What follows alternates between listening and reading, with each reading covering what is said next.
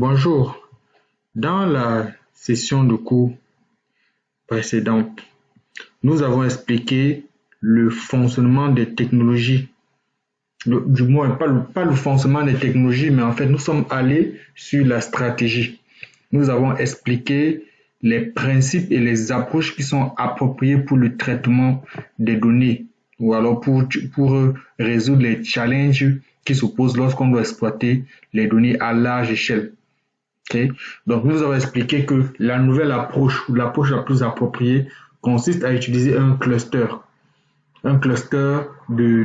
composé de machines commodes. Dans ce cluster de machines commodes, les traitements ne seront plus centralisés sur un serveur, mais les traitements seront découpés en tâches indépendantes qui seront parallélisées sur les nœuds du cluster. Au niveau du stockage, les données ne seront plus stockées sur un disque dur, mais il sera distribué. Sur les disques durs de l'ensemble des nœuds du cluster.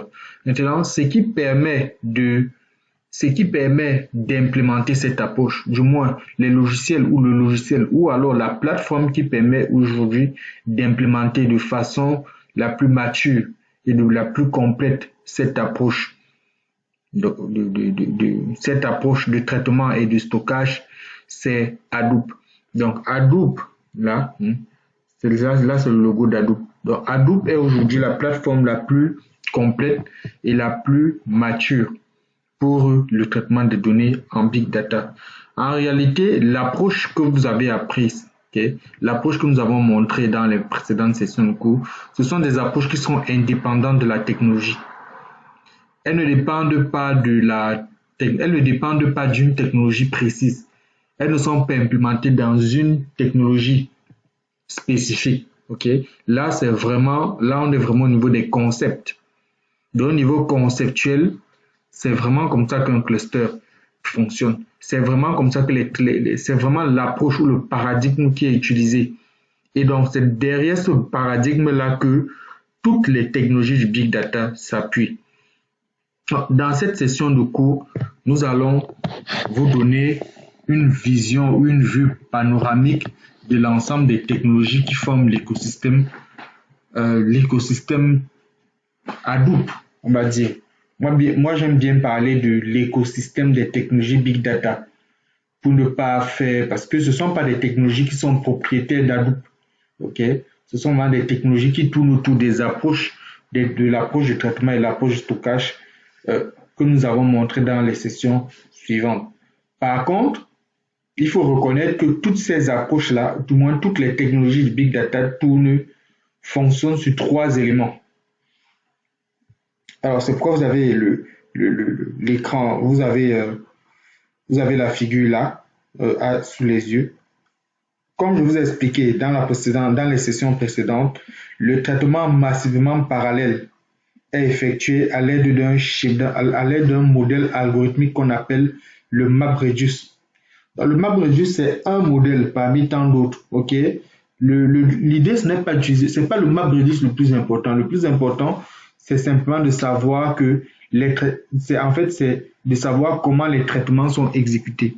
Donc, ce que nous préférons appeler MapReduce, nous devons en fait parler du modèle de calcul.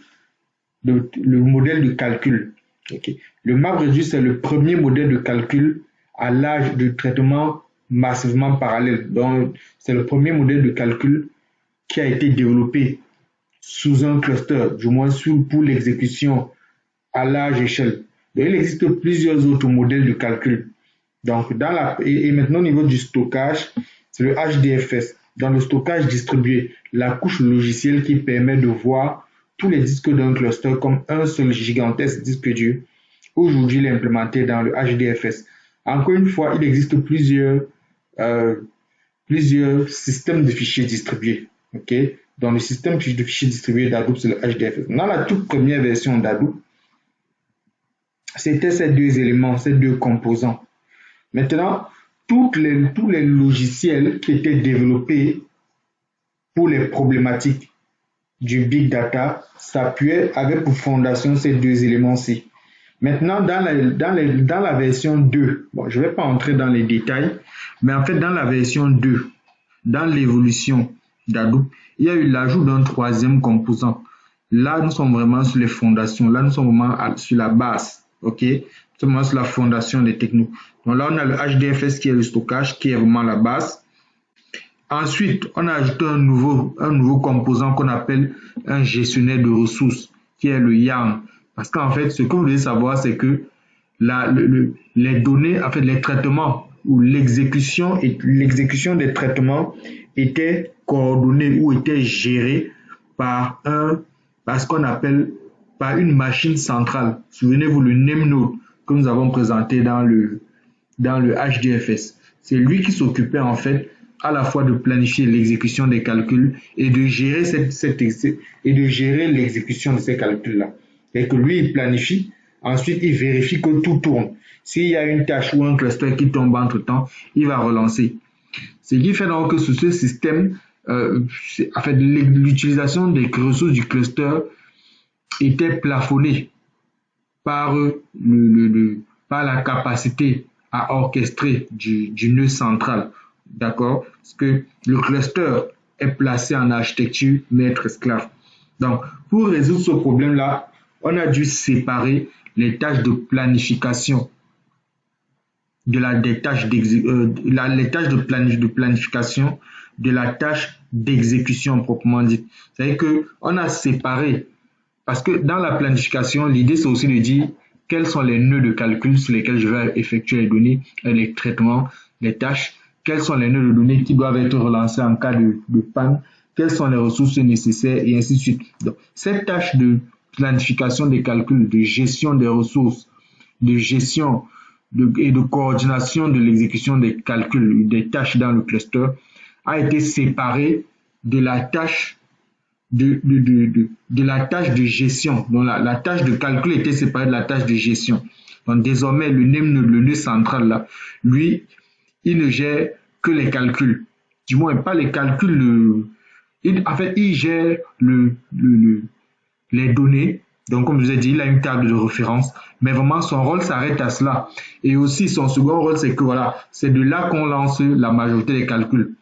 Donc, sinon, son rôle, c'est ça maintenant. Parce que dans la version 2 d'Hadoop, on a ajouté le YARN, Yet Another Resource Negotiator. Lui, son but, c'est de gérer les ressources, gérer l'exécution des tâches, gérer l'exécution des calculs dans le cluster. Lui, il permet une meilleure allocation des ressources du cluster entre les différentes tâches qui sont exécutées. Donc, et maintenant au-dessus, vous voyez que grâce à ça, le MapReduce devient un modèle. OK? Parce qu'avant, le NameNode, lui, il gérait la machine centrale, la machine qui était choisie comme la machine maître du cluster. Lui, il gérait à la fois la table de référence du HDFS. Il exécutait à la fois, donc il décidait de l'exécution du MapReduce et il gérait l'exécution de ces tâches-là. Donc ça faisait 3 travails. Avec la gestion, et ce qui fait que dans ce système-là, le MapReduce était le seul modèle qu'il pouvait lancer. Donc dans le nouveau modèle, avec le YARN, le modèle de calcul est séparé des tâches de planification. Ce qui fait qu'on peut lancer autant de modèles de calcul qu'on veut. On n'est plus limité juste au MapReduce, au style de programmation MapReduce, grâce à YARN. Du coup, dans YARN, grâce au gestionnaire de ressources, le YARN, on peut lancer plusieurs types de modèles sur le même cluster. OK? Donc, on a MapReduce, on peut lancer Spark, on peut lancer du HBase, ainsi de suite sur le même cluster. Avant, ce n'était pas possible, comme vous le voyez, comme c'est illustré ici à l'écran. OK? Donc, le modèle de calcul ici, qui est au-dessus là, le gestionnaire de ressources et le HDFS forment aujourd'hui la fondation de tous les traitements, de tous les problématiques de gestion de Big Data. C'est-à-dire que pour résoudre une problématique dans le Big Data, au moins, toujours, ces 3 composants seront toujours impliqués à la base. D'accord? Maintenant, si vous voulez aller plus loin sur ce que nous avons expliqué dans les 2 ou 3 sessions précédentes, sur les approches conceptuelles du traitement massivement parallèle et le stockage distribué à large échelle, nous recommandons de vous procurez l'ouvrage Hadoop devenir opérationnel dans le monde du Big Data. Alors, donc n'hésitez pas, hein, ça c'est si vous voulez vraiment, maîtriser les concepts, les approches, chose que je vous recommande parce que, encore une fois, c'est de ces approches-là, de ces concepts que toutes les autres technologies du Big Data sont implémentées.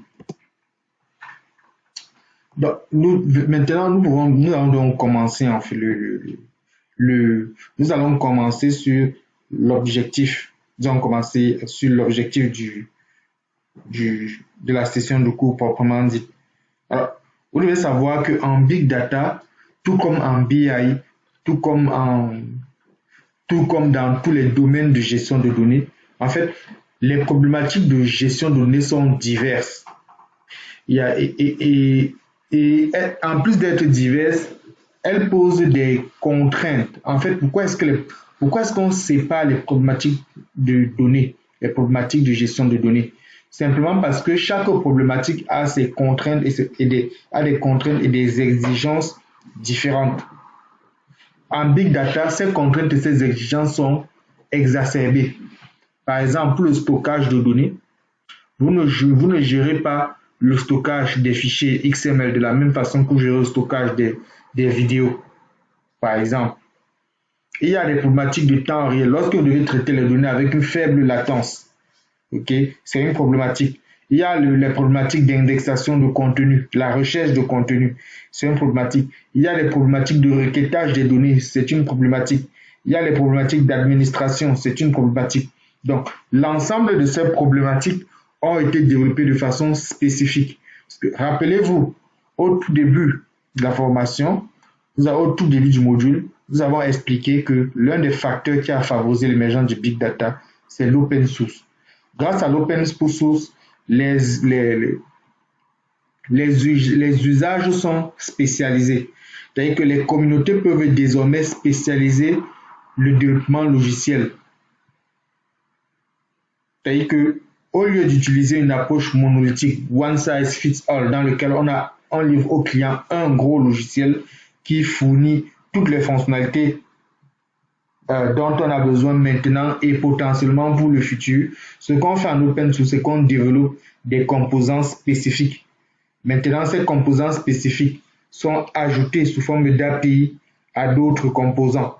Donc, du coup, lorsque vous voulez, par exemple, gérer la coordination des tâches, vous n'avez plus dans le Big Data vous n'avez plus à développer la coordination des tâches dans vos programmes à chaque fois.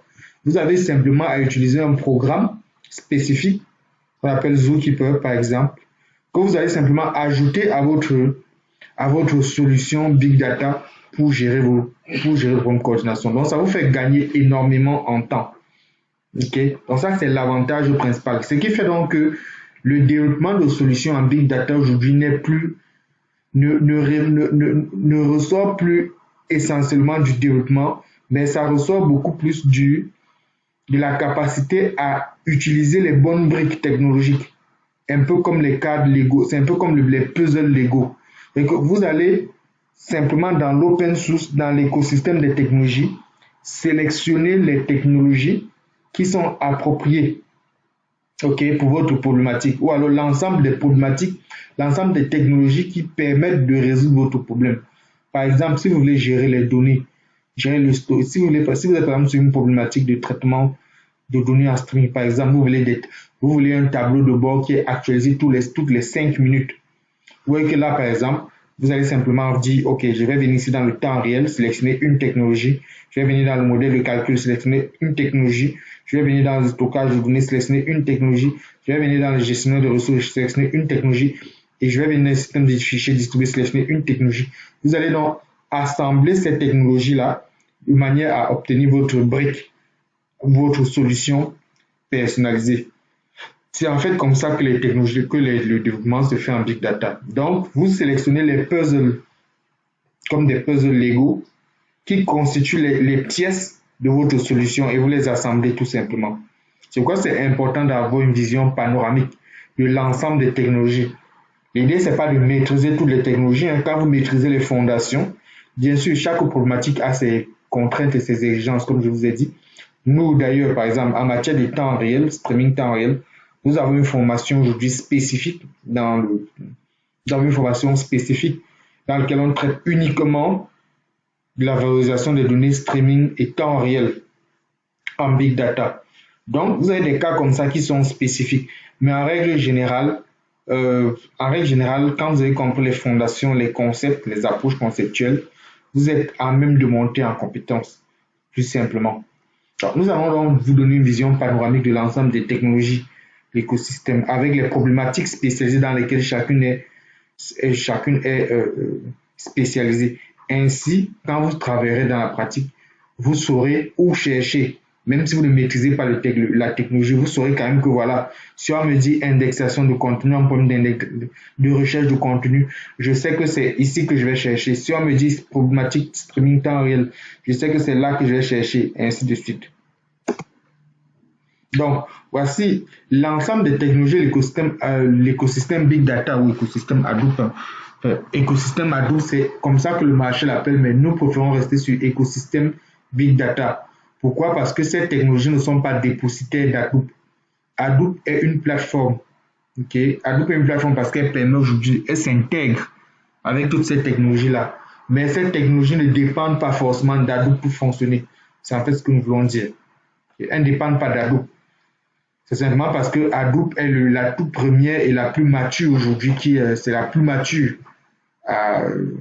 de toutes qui fournit le socle, en fait, ce socle-ci.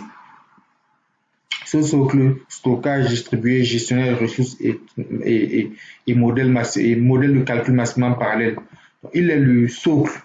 Il est la plateforme qui fournit le socle le plus mature et le plus intégré aujourd'hui en entreprise. C'est pourquoi beaucoup de technologies sont adossées sur elle, mais elles ne dépendent pas d'elle. L'ensemble de ces technologies peuvent former ce que nous on appelle une taxonomie.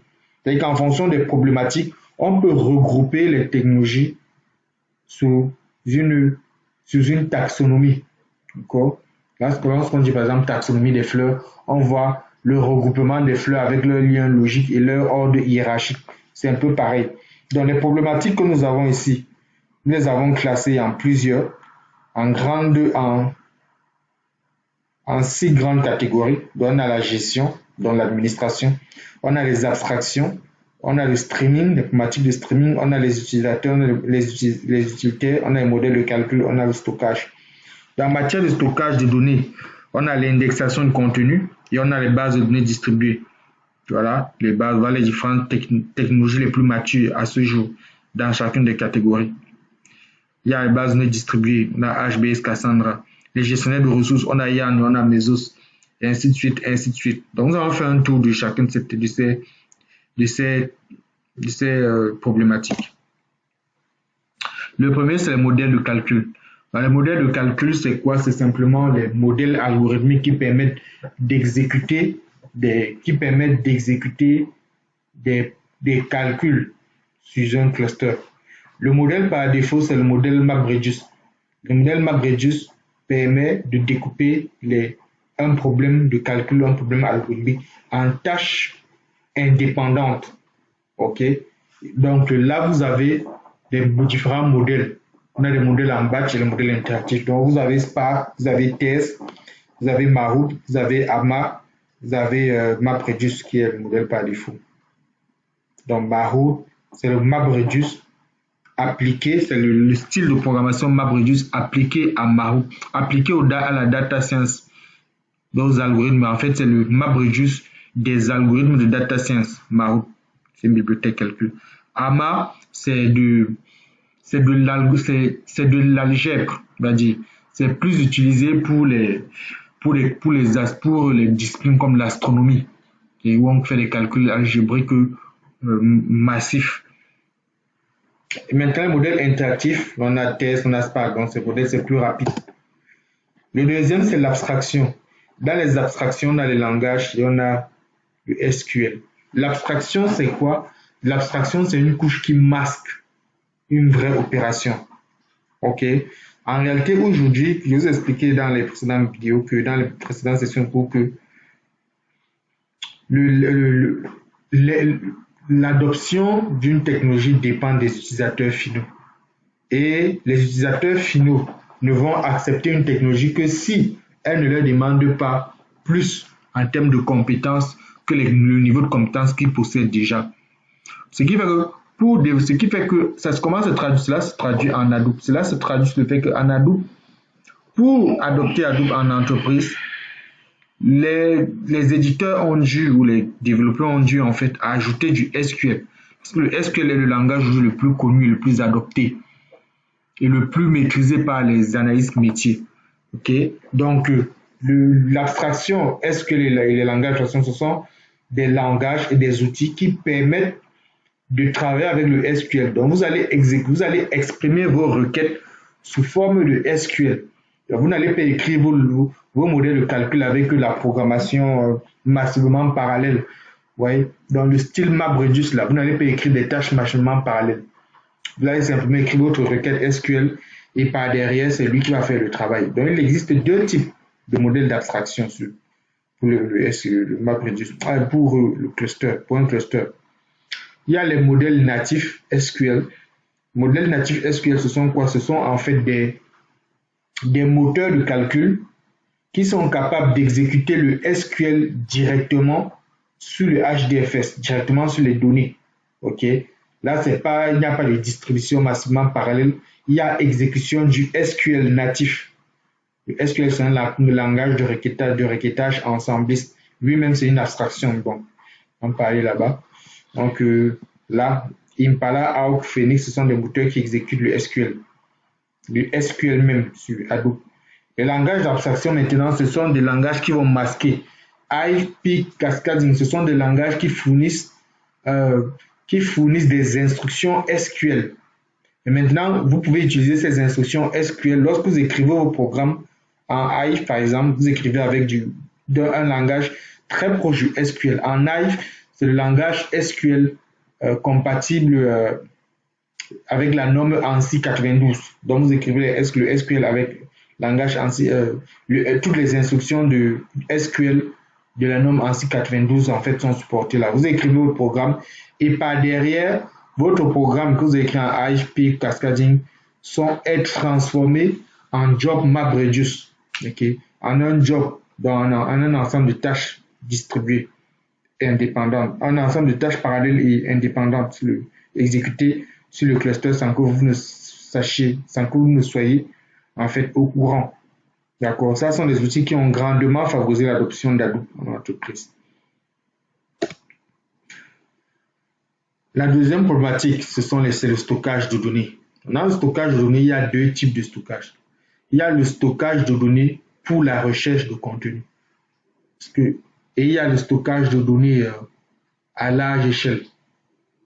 Dans le stockage de données à large échelle, ce que nous entendons par base de données distribuées, l'objectif n'est pas nécessairement de rechercher du contenu. L'objectif, c'est souvent d'assurer une certaine cohérence une cohérence des données stockées avec les règles métiers. Tandis que dans l'indexation, l'objectif, c'est de stocker avec en idée de retrouver rapidement le contenu stocké. Ok? Donc, en matière de base de données, là, seulement les bases de données, là, ce sont des systèmes de gestion de base de données ici. Donc, qui tournent sur HDFS, du moins sur le cluster. Donc, vous avez HBase, vous avez Cassandra et Accumulo. HBase et Cassandra sont notamment les langages les bases de données distribuées les plus reconnus, du moins les plus populaires. Voilà. L'indexation de contenu. Ce sont par exemple des systèmes de gestion de base de données qui sont utilisés par des compagnies pour la recherche de contenu. Par exemple, si quand vous voyez par exemple Amazon ou Google ou Facebook, ils sont capables de retrouver rapidement les articles ou alors des données que vous recherchez ou une information sur Internet parce que ils ont des bases de données qui derrière indexent automatiquement, donc indiquent la position de chaque donnée dans le disque dur, de sorte que quand vous recherchez une information, très rapidement, grâce à l'index, il scanne tout le web et il permet de retrouver l'information. Donc, ce sont les bases de données d'indexation de contenu qui permettent à Google d'indexer tout le web. Aujourd'hui, il y a 3 outils, on dirait même 2, parce qu'en fait, Lucene, c'est une bibliothèque de calcul. Elle est intégrée dans tous les outils d'indexation de calcul. Et aujourd'hui, les outils d'indexation de calcul à large échelle qui tournent sur le cluster sont Elasticsearch et Solr, prononcé Solr. Donc voilà. Pour la gestion du cluster, c'est un peu ce que je vous expliquais relativement précédemment. C'est-à-dire qu'au départ, dans l'architecture, le nœud qu'on avait choisi, le nœud de référence, c'est lui qui faisait à la fois la planification des tâches et qui gérait l'exécution de ces tâches-là. OK? C'est-à-dire que lorsque vous écrivez votre programme, le nœud de référence ou la machine centrale, la machine qui était désignée comme centrale dans le cluster, c'est lui qui décidait comment est-ce que les tâches devaient être exécutées, où est-ce qu'ils allaient être exécutés et avec quelles ressources et dans quel ordre. Et ensuite, pendant qu'ils s'exécutaient, pendant que ces tâches étaient planifiées et lorsque leur exécution était lancée, c'est encore cette même machine-là qui gérait l'exécution. C'est-à-dire que si par exemple une tâche si un nœud tombe en panne ou si une tâche tarde trop avant de s'exécuter, c'est la même machine qui killait la tâche et qui relançait. Donc bref, c'est lui qui gérait l'exécution des tâches. Donc ça plafonnait, on va dire, ça plafonnait en fait le nombre de jobs qui pouvaient s'exécuter sur le cluster et les modèles de calcul qui pouvaient s'exécuter. Pour résoudre ce problème, on a séparé les fonctions du nœud de ressources, les fonctions de planification des tâches des fonctions d'exécution. Donc aujourd'hui, il y a des outils qui sont spécifiquement dédiés à la gestion des ressources du cluster. Donc aujourd'hui, Yarn et Mesos sont les deux outils les plus utilisés, les plus connus. Mais c'est Yarn qui est plus utilisé. Hein. Le deuxième problème dans la gestion, c'est la coordination de services. Vous savez, lorsque vous lancez une tâche dans un cluster, en fonction de l'architecture du cluster, il y a ce travail de coordination qu'il faut faire. Par exemple, lorsque les premiers, je vous ai expliqué par exemple que lorsque vous lancez un programme, lorsqu'il est exécuté selon les tâches, selon le paradigme MapReduce, il y a un ensemble de nœuds qui, dans une première étape, dans un premier temps, ces nœuds-là vont faire un premier travail. Et il y a une deuxième étape dans laquelle il y aura l'agrégation des résultats de la première étape. La deuxième étape est faite par un autre groupe de nœuds qui sont différents. OK? Et alors, il y a donc la coordination là. Savoir que, OK, voici les données de tel nœud. OK? Ou les données dont moi j'ai besoin pour exécuter. Il y a ce travail de coordination. Tout en tenant compte du fait que voilà, lorsque les nœuds tombent en panne, lorsqu'on remplace les nœuds et que la tâche qui est exécutée là n'est plus là, voilà, il faut que le nouveau nœud s'adapte avec le travail des autres nœuds. Donc, ce travail de coordination, la communication entre les nœuds du cluster là, ce travail à l'époque, il était fait à chaque fois, il était fait par le développeur. Le développeur, lorsqu'il écrivait son programme de calcul massivement parallèle, il devait à chaque fois indiquer dans son programme comment il devait gérer la communication des nœuds dans le cluster. Okay? Dans chaque programme qu'il écrivait, il devait le faire. Donc, cela a changé depuis avec Zookeeper. Donc, Zookeeper, c'est un service indépendant qui gère la coordination, la communication des nœuds dans le cluster. Donc, lorsque vous voulez gérer la communication des nœuds du cluster, tout ce que vous avez à faire, c'est appeler l'API Zookeeper. Et automatiquement, c'est géré. Ça fait donc que vous n'avez plus à développer ce programme, cette partie-là dans votre programme. Le streaming en temps réel, ça sont les outils qui permettent de traiter, d'ingérer les données qui sont produites en streaming, donc au fil de l'eau, avec des périodicités faibles, par exemple, les données qui sont produites toutes les secondes. Okay? Et le traitement streaming, c'est les outils qui permettent de traiter, faire des calculs sur des fenêtres, des laps de temps faibles. Okay? Parce que de façon classique, lorsque vous voulez exécuter un calcul, ce que vous avez à faire, c'est que le calcul est exécuté sur des données qui sont déjà stockées sur le disque dur. Donc, soit vous exécutez les données directement sur le disque dur, soit alors vous faites monter ces données en mémoire. Mais en streaming, cette logique ne s'applique pas parce que les données arrivent vite. Alors, il faut traiter les données au fur et à mesure. Vous ne pouvez plus attendre une image statique des données pour traiter une image statique des données pour les traiter. Vous devez les traiter au fur et à mesure qu'elles arrivent. Donc, le Spark, Streaming, Storm, Samza S4 sont des outils qui sont spécialisés dans le traitement de streaming. Là, bien sûr, il y a le traitement streaming, c'est une pratique, c'est une problématique qui est vraiment particulière et qui est bien distincte. Nous avons une formation là-dessus, sur laquelle nous enseignons sur le streaming temps réel avec Big Data. Les outils annexes, là, ce sont des outils qui vont, voilà, ce sont des outils, comme le nom l'indique, des outils annexes. Donc, par exemple, on a les interfaces utilisateurs. Au départ, quand vous vouliez faire l'administration d'Hadoop, vous utilisiez intensément le shell. Okay? Et que ce soit l'administration ou même l'utilisation, l'utilisateur devait utiliser le shell. Pour les administrateurs, le shell est un outil de travail, donc eux, ça ne leur dérange pas. Mais pour les utilisateurs, si à chaque fois ils doivent voir l'écran noir, c'est un peu pénible. Si pour stocker les données, pour stocker un fichier, ils doivent faire HDFS-DFS ou HDFS-DFS-put ou copy from local. Voilà, c'est un peu pénible. Donc avec You, aujourd'hui, vous avez juste une interface dans votre navigateur web. Vous mettez l'adresse IP de votre cluster avec le port sur lequel il répond. Et automatiquement, l'utilisateur, lui, avec une interface graphique, il effectue ses opérations de façon transparente. Pareil avec Ambari. Donc, toutes les tâches sont... Il y a Ambari aussi, Ranger. Bon, Ranger, c'est un outil de Hortonworks. Donc, il y a ces outils-ci. Oh, Ambari, oui, Ambari également. Pardon, j'ai dit une connerie. J'ai dit aussi Ambari qui est... c'est un outil d'administration. Donc, il est disponible en open source. Donc, ces outils, ce sont des interfaces utilisateurs. Les interfaces fournissent une interface graphique. Ils permettent à l'utilisateur de ne pas à chaque fois aller en ligne de commande en shell.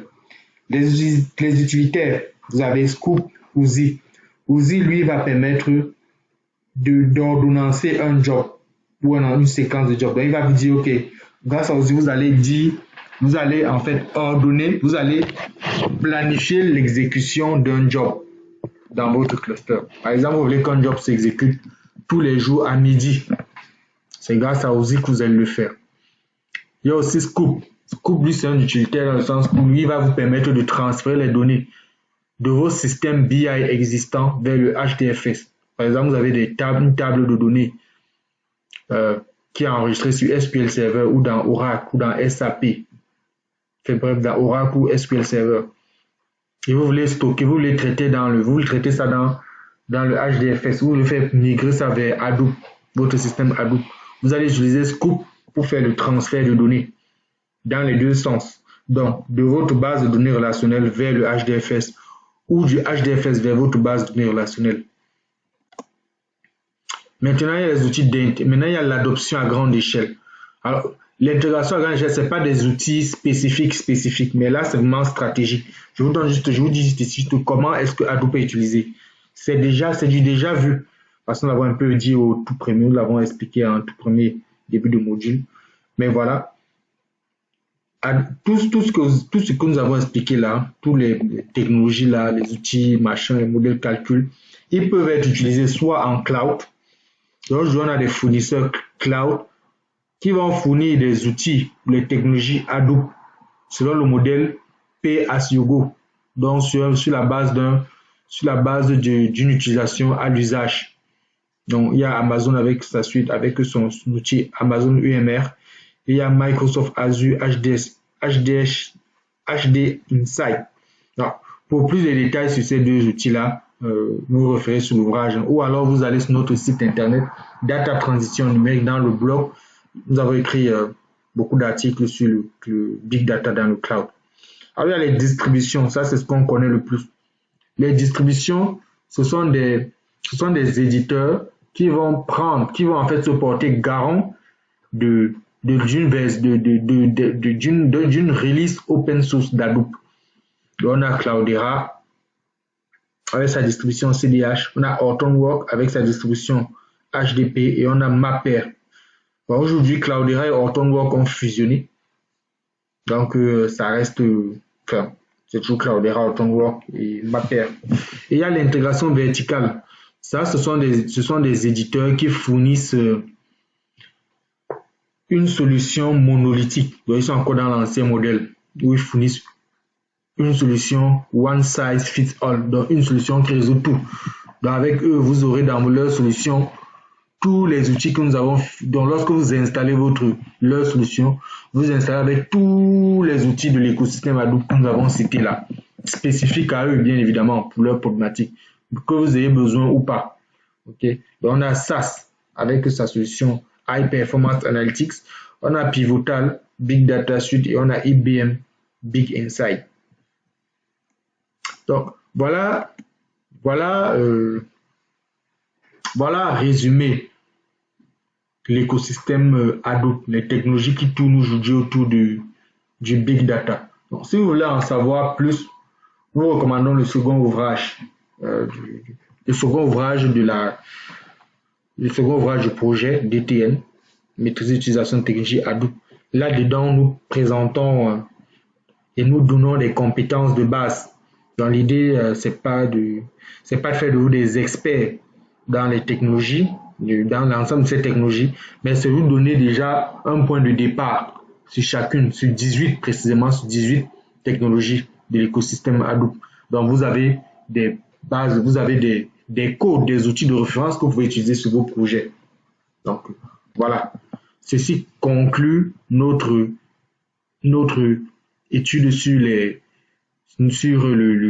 Hadoop, sur le Big Data, et ceci clôture également le module 1. Donc, je vous dis à tout à l'heure pour la conclusion du module. Merci.